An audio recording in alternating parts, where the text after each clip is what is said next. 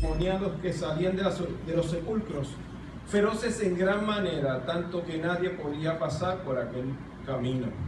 Y clamaron diciendo: ¿qué tienes con nosotros, Jesús, Hijo de Dios? ¿Has venido acá para atormentarnos antes de tiempo? Estaba paciendo lejos de ellos un hato de muchos cerdos. Y los demonios le rogaron diciendo: si nos echas fuera, permítenos ir a aquel hato de cerdos. Él les dijo: id. Y ellos salieron y se fueron a aquel hato de cerdos. Y he aquí todo el hato de cerdos se precipitó en el mar por un despeñadero y perecieron en las aguas.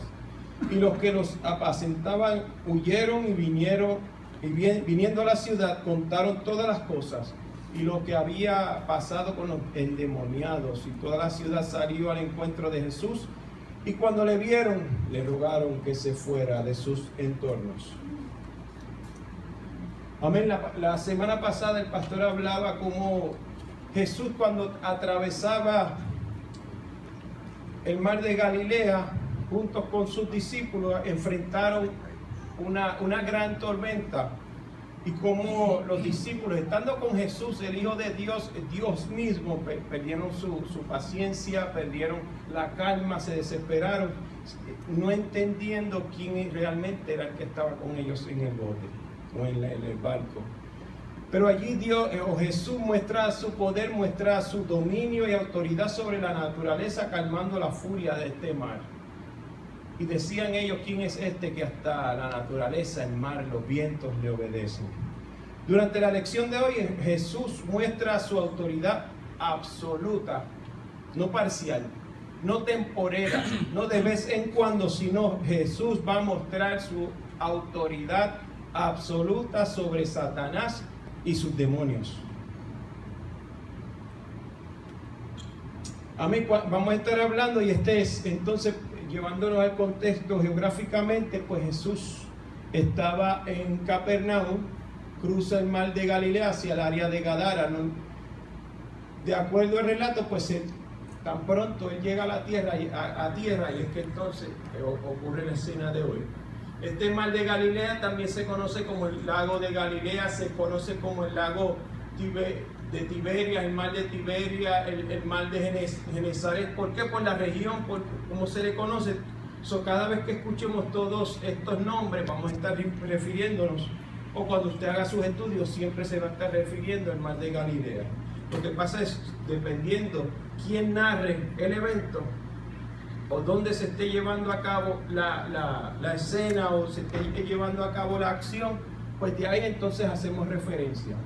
Porque pensaba yo, ¿cómo lo podemos explicar? Por ejemplo, alguien está en Ponce y dice: ¿tú te enteraste de lo que pasó en el área metropolitana? Otro dice: ¿te enteraste de lo que pasó en Guaynabo? Otro dice: ¿te enteraste de lo que pasó? Y es más específico, de acuerdo a la persona, de acuerdo al relato. Y si alguien dice: muchachos, yo vengo del área metropolitana, muchachos, yo vengo de Guaynabo, o yo vengo del Coliseo donde ocurrió tal cosa. Eso depende de quién esté narrando los eventos, pues de ahí entonces vamos a recibir los detalles. Y este es un relato que se encuentra en Mateos, en Marcos y Lucas.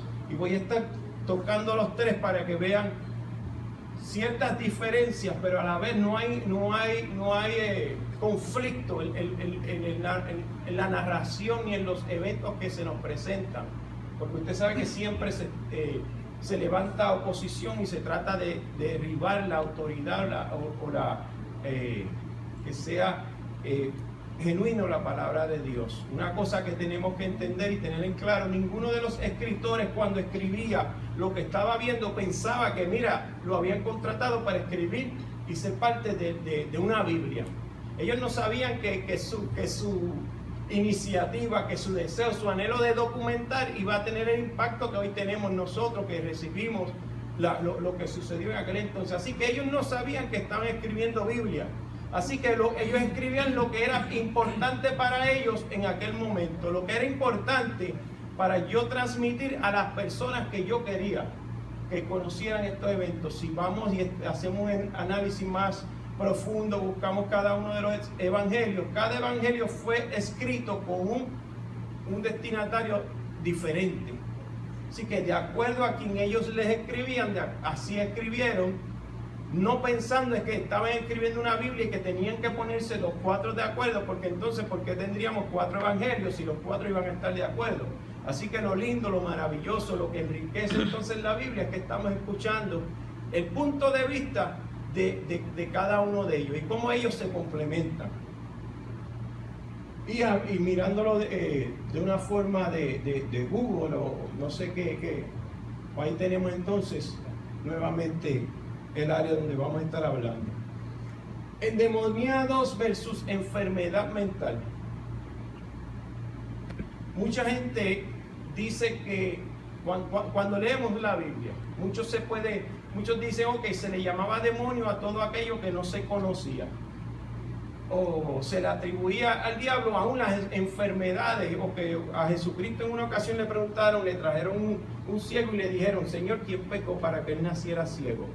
Y él dice, aquí no es que nadie pecó, no tenemos que entender que vivimos en una humanidad, una naturaleza caída. Por lo tanto, existen todos estos tipos de deformidades y estas cuestiones genéticas que cuando se mezcla la sangre tal con esta otra sangre, si no hacen lo que médicamente es necesario, pueden nacer los hijos con defectos. No es que haya pecado, es que hubo un pecado original. Y debido a ese pecado original, nosotros no podemos ser perfectos. Nosotros vivimos en un mundo que no es perfecto. Ahora sí, tanto lo uno como lo otro es cierto.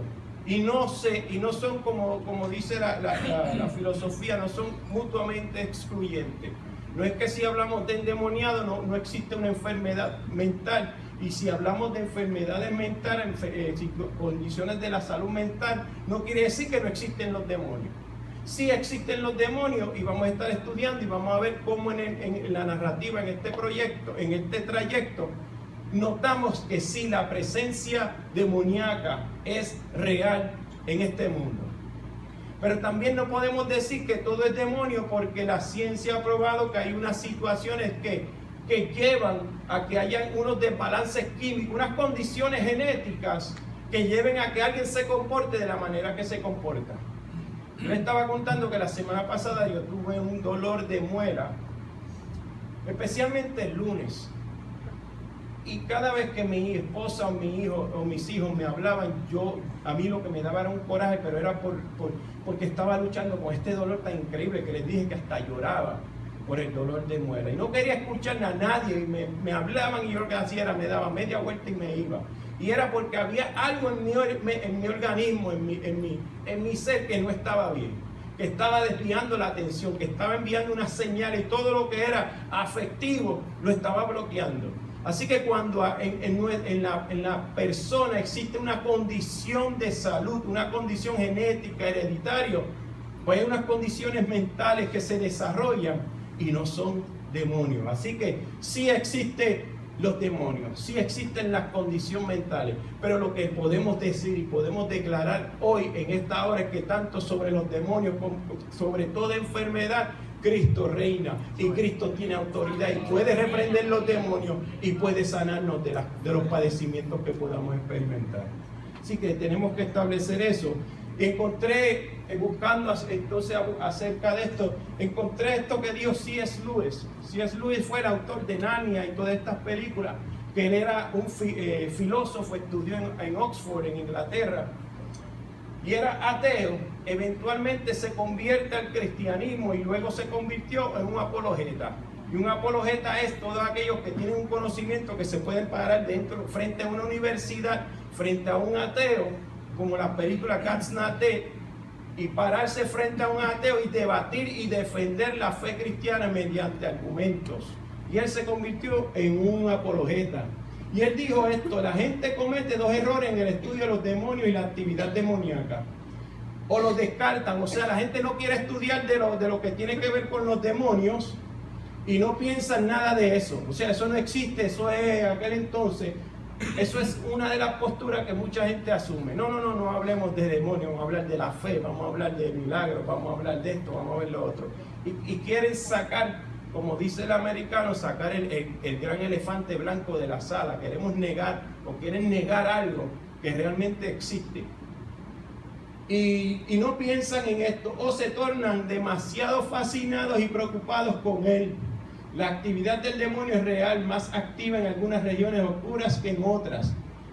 Pero usted sabe cuál es el problema, que encontramos entonces aún iglesias, aún pastores, predicadores hablando más del diablo que de Cristo. Hay iglesias donde se nombra más el nombre del diablo y Satanás y demonio que el nombre de Jesucristo. O sea, no podemos entonces ni uno ni lo otro. Hay gente que se fascina hablando de demonio. Entonces, ¿cuál es el problema? Todo lo que ves es demonio, todo lo que ves es diablo, todo lo que ves es actividad demoníaca, todo lo que ves es malo. Y entonces sacamos a Dios de su trono y vemos como un mundo en caos. La actividad dice, ¿verdad?, que es más activa en unos lugares que otros. Pero es algo que el cristiano no debe vivir temiendo. Tenemos que aceptar que existe. Tenemos que hablarlo. Tenemos que discutirlo. Ahora, no podemos vivir teniéndole miedo al diablo ni teniéndole miedo a Satanás, porque Cristo ha ganado la victoria sobre todas las fuerzas del mal. No negamos la existencia del mal, pero sí sabemos que hay alguien que reina sobre el mal, que tiene autoridad sobre el mal, y que ninguna alma forjada contra ti y contra mí, no importa las trampas que el enemigo levante contra ti y contra mí. Si yo le he dicho, si yo he corrido esa gran torre fuerte que dice la palabra, me refugio en Cristo, yo estaré seguro. Así que lo discutimos, lo hablamos, pero no nos vamos ahora por la noche a tener miedo y a estar llamando a los pastores, ore por mí, porque usted, en el nombre de Jesús, usted dice, sí existe, pero yo sé a alguien que es más poderoso que él. Amén. Lo primero que vamos a encontrar es la condición de estos endemoniados. Mateo habla de 2 endemoniados. Marcos y Lucas narran acerca de uno. Según los comentarios, Mateo estaba allí presente. Por lo tanto, él puede sí hablar acerca de otro, aunque solamente, o dice, vienen corriendo y habla en plural, pero quizás solamente uno habló, y por eso es que entonces Marcos y Lucas dice, y el hombre dijo, y el endemoniado habló y vino y se postró y se arrodilló. Es como usted va a un sitio, que a mí me pasó el sábado, el jueves por la noche, fuimos al supermercado, mi esposa y yo, cuando regresamos le decimos, Eliel, a que tú no sabes quién nos encontró en el supermercado. ¿Sabes qué dice? ¡A Tony! Porque donde quiera que yo voy está Tony, donde quiera que Tony está yo llego, nos encontramos en todos lados. Pues cuando yo llego el jueves le decimos con esa alegría, a que tú no sabes quién nos encontró en el supermercado, y él sale, a Tony. No era Tony, era una maestra de él. Pero como donde quiera que yo voy llego y digo, me volví a encontrar a Tony, le digo a nadie. Pero ¿qué pasa? La maestra de Eliel estaba acompañada por su hija. Nosotros le dijimos, mira, nos encontramos a la maestra de Eliel, o a tu maestra con su hija. Nosotros dijimos, nos encontramos a tu maestra, porque el énfasis que queríamos dar era a que ella estaba allí. Pues así, cuando nosotros narramos estos eventos, pues vamos a notar que unos hablan, Mateos habla en plural, pero entonces Marcos y Lucas se refieren solamente a un endemoniado. Mateo dice que la condición de estos hombres era que estaban feroces en gran manera, tanto que nadie podía pasar por aquel camino. Otros entonces nos dan más detalles, porque para él otra cosa no era importante. Él quería resaltar, allí estaba Jesucristo, y eso era lo importante. Marcos dice que había sido singular, atado con grillos y cadenas, más de las cadenas que habían, más las cadenas habían sido hechas pedazos por él y desmenuzados los grillos, y nadie le podía dominar, y siempre de día y de noche andaba dando voces en los montes y en los sepulcros e hiriéndose con piedras. Lucas dice, endemoniado desde hacía mucho tiempo, no vestía ropa, ni moraba en casa, sino en los sepulcros. 3 detalles distintos, 3 descripciones distintas, pero una sola verdad. La vida que no tiene a Cristo es una vida que está siendo destruida. Va de mal en peor, va de embajada. La vida que no tiene a Cristo, la vida que está llena de todo aquello que no es Cristo, es una vida que va a estar siendo destruida por el enemigo. El diablo no quiere nada para nosotros que no sea la destrucción de nuestras vidas. Recuerden, el diablo está envidioso de ti y de mí, porque Dios estableció un pacto contigo y conmigo que Él despreció. Por lo tanto, Él no quiere que nadie goce de felicidad, de coinonía, de unión con Dios, de intimidad con Dios. Y como Él sabe que el que persevere hasta el fin, este será salvo, que nosotros iremos y reinaremos con Dios, que vamos a estar, que somos coherederos con Jesucristo, Él se va a encargar a través de todos los medios limitados que Él tiene y de los poderes limitados que Él tiene, de evitar que tú seas uno de esos herederos. Así que cuando el hombre no tiene a Cristo en su corazón, el hombre no puede estar vacío. O está lleno de Dios o está lleno del diablo. No hay nadie neutral. Porque entonces cuando Cristo venga, ¿qué va a hacer con alguien que no tiene ni a Cristo ni al diablo? O tenemos a Cristo, tenemos al diablo. No hay opción, no hay una tercera opción. Aquí dice que hay dos reinos. No habla de tres reinos ni habla de zonas neutrales. O tenemos a Dios en nuestro corazón o tenemos al diablo. Lo que pasa es que a veces lo pintamos. O tienes a Cristo o no tienes a Cristo. No, vamos a decirlo a realidad, lo crudo, lo real. O tienes a Cristo o el diablo está en control de tu vida. Así que, pero aquí no hay nadie de eso, gracias a Dios. Así que esa es la condición de los endemoniados que se nos da cuando tan pronto Jesucristo tan pronto se baja de la barca. Jesús no viene buscando a estas personas, sino que dice que los demonios reconocieron que la autoridad de Dios, la autoridad de Jesús había llegado a aquel lugar, a diferencia de muchos milagros que Jesucristo había hecho. Lo próximo, los demonios reconocen la presencia de Jesús y su autoridad. Mateo dice que desde lejos comenzaron a clamar y clamaron. Marcos dice cuando vio a Jesús corrió y se arrodilló, porque los demonios mismos tienen que reconocer la autoridad de Dios.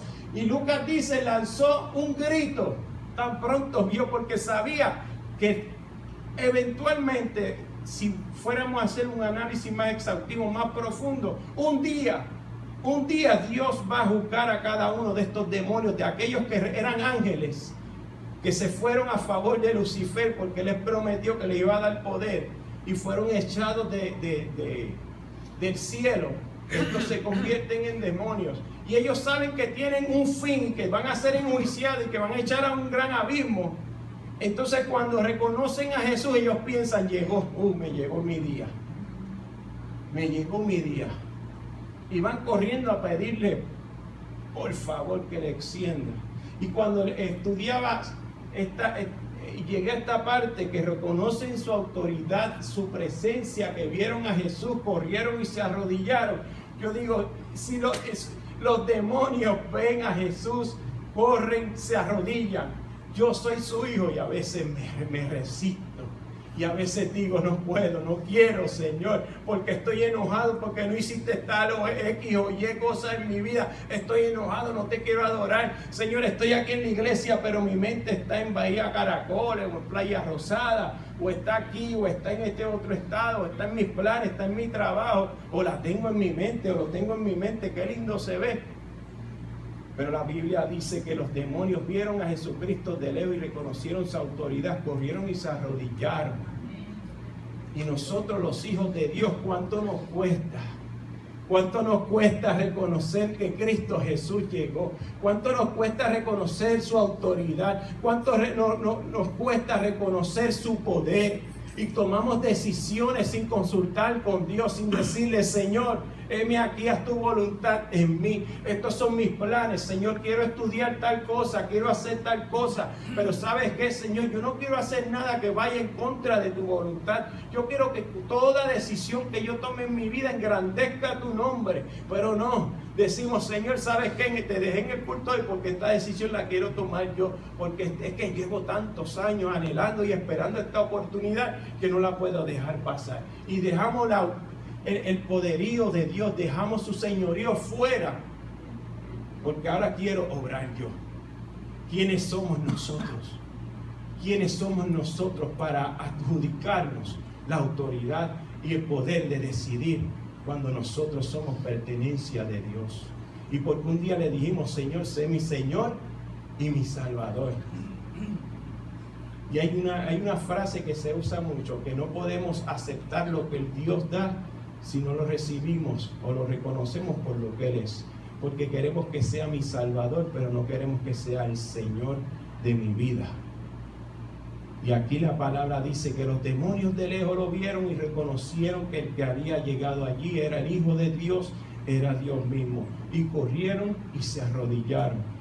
Usted tiene una oportunidad dentro de unos minutos de reconocer el señorío, la presencia de Dios, de reconocer que Él es Dios, el creador, el dueño, el que tiene toda autoridad, todo poder, y alabarlo con toda su fuerza, y alabarlo como que no hay mañana, como dice el refrán. Alaba al Señor hoy, ríndete delante de su presencia, como si este fuera tu último día aquí en la tierra, porque sabe que un día lo va a ver, un día lo va a ser el último día tuyo aquí en la tierra, o quizás vas a anhelar años atrás. Señor, si yo pudiera adorarte hoy, pero sabes que, Señor, nunca lo hice cuando pude hacerlo. Así que el Señor te dice en esta hora, tengo una cita contigo dentro de unos minutos, para que te postres delante de mi presencia, para que me adores, me reconozcas como Rey y Señor de tu vida. Mire la petición de los demonios. En Mateo dice, si nos echas fuera, permítenos ir a aquel hato de cerdos. Y Marcos, y le rogaban mucho que no le enviase fuera de aquella región, envíanos a los cerdos. Esa fue la petición. Y le rogaban que no los echara al abismo, y le rogaron que los dejase entrar en ellos, y les dio permiso. Debería decir, y le rogaba que no le echara fuera y que no le echaran al abismo. Después, cuando usted haga su estudio, va a buscar y va a leer Judas, el libro de Judas, y ahí habla de unos demonios. No todos los demonios que fueron echados del cielo están libres. Dice que habían unos, los escritores, los que escriben, los comentaristas, habían unos tan y tan crueles y malos que esos están atados. Han estado atados desde que Dios los echó desde el cielo, porque Dios dijo, esta los tengo que mantener atados hasta el día del juicio. Y esta gente, estos demonios decían, no nos eches al abismo, permítenos entrar a los cerdos. Y entonces entra el debate. Aquí no se nos da mucho debate de por qué Jesús les permite que vayan a los demonios. Hay distintas opiniones, y se los voy a decir así mismo, que son opiniones. La primera opinión, Dios no quiere que ningún demonio ataque a ningún ser humano. En vez de dejarlos libres, que fueran a morar en otro ser humano, Él prefiere que vayan a morar en unos cerdos, porque como Él tiene el conocimiento, los cerdos salieron corriendo, se fueron por el risco, y allá sí quedaron. Otra es una enseñanza, y hay quien argumentan que estos pastores y estos dueños de estos cerdos eran judíos.